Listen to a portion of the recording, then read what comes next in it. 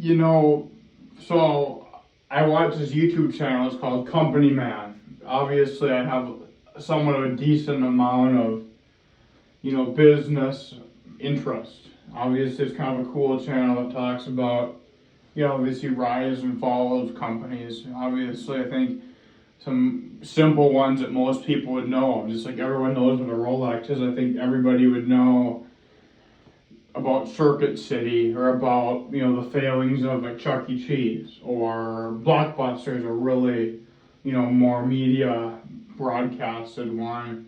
Almost like 7 or 8 out of 10 people know Omega, but everybody knows what a Rolex is. It's like that. Just dives more into that kind of stuff, and it's kind of an interesting channel. But more interesting is that it's like some businesses they just can't stay. And just like I worked at the Target in Minnetonka on 7 High there. On the end of that other mall next to it, there's a cigar shop. You got Discount Tire, you got all sorts of stuff there.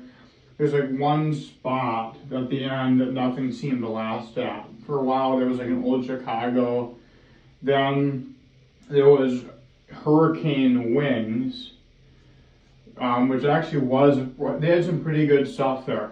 It did not last, surprisingly. But it's weird like that. I know Ike's across the way has lasted, but I'm surprised Hurricane Wings, didn't make it. But now they've got that original Pancake House there, and that place, it's okay. It's not my favorite. Obviously, I don't want to spend $20 on a breakfast when you can find a decent breakfast if you go 20 minutes outside the metro for probably $12 if you include the tip.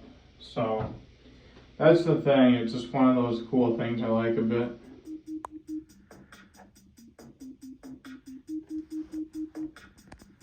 For anyone who's a fan of my series on company declines, this video is similar to it. It does feature a company decline and a bankruptcy, but I chose not to label it that way because it's not really the focus of the video. You know how Wonder Woman shows up in Batman vs. Superman, but since the movie's not built around her, it's not labeled as a Wonder Woman movie?